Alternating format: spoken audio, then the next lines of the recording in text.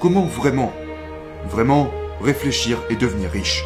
Réfléchir et devenir riche ne veut pas dire que vous restez assis là, que vous ne faites rien, que vous méditez. Ceci n'a rien à voir avec réfléchissez et devenir riche. Ça, c'est ce qu'on appelle méditer et devenez pauvre. Ce n'est pas ça dont il s'agit.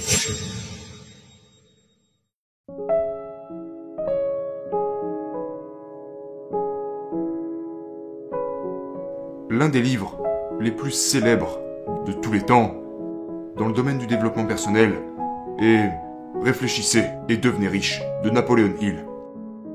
Presque toutes les personnes à succès que je connaisse ont déjà lu ce livre d'une manière ou d'une autre au cours de leur vie. Moi y compris. Mais je pense que la plupart des gens ne comprennent pas vraiment ce livre. Ou lisent ce livre avec ce que j'aime appeler un filtre. Ils ne comprennent pas vraiment ce que Napoleon Hill essayait d'enseigner. Et le message, la leçon qu'il voulait transmettre. Donc, comment vraiment réfléchir et devenir riche. Réfléchir et devenir riche ne veut pas dire que vous restez assis là, que vous ne faites rien, que vous méditez. Ceci n'a rien à voir avec réfléchissez et devenir riche. Ça, c'est ce qu'on appelle méditer et devenez pauvre. Ce n'est pas ça dont il s'agit. Maintenant, si vous lisez le livre lui-même, presque tout le monde aime la première étape.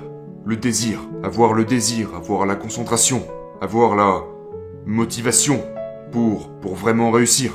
Tout le monde aime ce chapitre, mais le chapitre qui est, je pense, le plus important, dont presque personne ne parle, est le chapitre 12, principe de réalisation.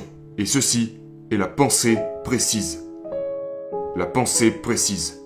Qu'est-ce que ça signifie? Je ne suis pas en train de parler de pensée critique. La pensée critique, c'est l'analyse. Analyser les choses telles qu'elles sont. La pensée précise, c'est regarder n'importe quelle situation, vous-même, ou quoi qu'il se passe, et chercher quelle est la vérité. Qu'est-ce qui est vrai et pertinent? C'est ce qu'on appelle une pensée précise. Et c'est une des choses les plus difficiles à faire. Je parle bien sûr du temps de réflexion. Si vous me demandiez, vous me retirez tout ce que j'ai, vous me retirez tous les outils que j'ai en affaires, en vente, en marketing, tout ce que j'ai aujourd'hui, mais que j'ai le droit de garder une chose. Que choisirais-je? Sans aucune hésitation, je vous dirais le temps de réflexion, la capacité à penser. Parce que le business est un sport intellectuel. Créer de la richesse est un sport intellectuel. Réussir est un sport intellectuel. Pas nécessairement à quel point vous êtes intelligent, mais la capacité à penser à ce qu'il se passe. Le temps de réflexion. La plupart des gens ne réfléchissent pas assez. Henry Ford l'a dit mieux que personne. Penser est le travail le plus dur qui soit. C'est pour cela que si peu de gens s'y engagent. Maintenant, qu'est-ce que j'entends par penser? Penser ne signifie pas s'enfermer dans une pièce, s'asseoir et recevoir toutes les pensées qui nous traversent l'esprit. Non. Laissez-moi vous apprendre à penser. Penser est la compétence la plus précieuse que je puisse vous enseigner. Penser est vraiment la seule chose qui a fait de moi qui je suis aujourd'hui. C'est la seule chose qui a créé Dan Lok. La seule. Penser n'est rien de plus que se poser des questions précises et profondes. C'est ça, penser. Je répète, penser n'est rien de plus que se poser de précises et profondes questions. Quand je dis précises et profondes, je veux dire, posez-vous ces questions qui demandent un peu de temps, qui vous forcent à réfléchir, pas des questions superficielles. Laissez-moi vous donner un exemple. Si vous vous posez la question, pourquoi ne puis-je pas gagner plus d'argent? Ce genre de question conduit à de mauvaises réponses, d'horribles réponses.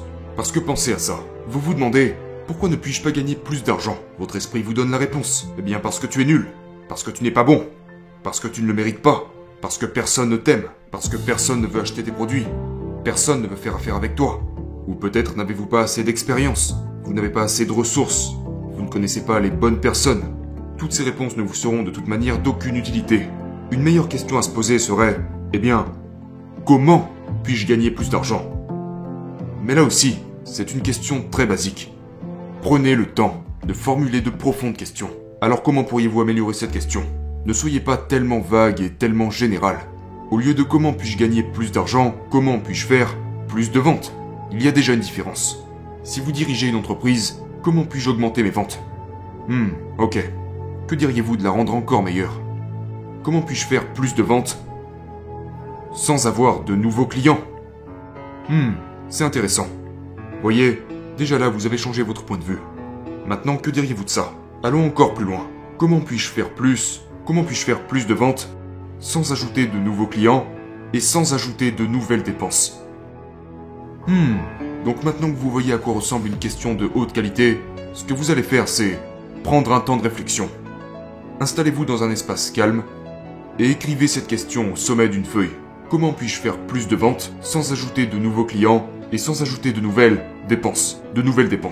Maintenant, vous vous asseyez, vous prenez un stylo, un morceau de papier et vous répondez à cette question. Oh, eh bien, je pourrais vendre davantage à mes clients déjà existants. Intéressant. Je pourrais peut-être augmenter mes prix pour gagner plus d'argent. Intéressant. Peut-être que je pourrais aussi, au lieu de vendre quelque chose une fois, je pourrais créer une sorte de continuité, une offre par abonnement, que mes clients paieraient sur une base continue. C'est très intéressant. Vous voyez, c'est ça penser. Ce n'est pas seulement comment puis-je gagner plus d'argent. Ce genre de question est très très bas en termes de qualité. Prenez le temps de réfléchir.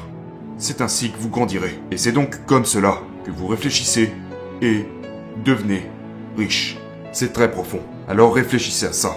Et si vous obtenez ça, cette seule chose, cette seule compétence, vous augmentez alors grandement vos chances de réussite. C'est une des principales différences entre les pauvres et les riches. La capacité à penser.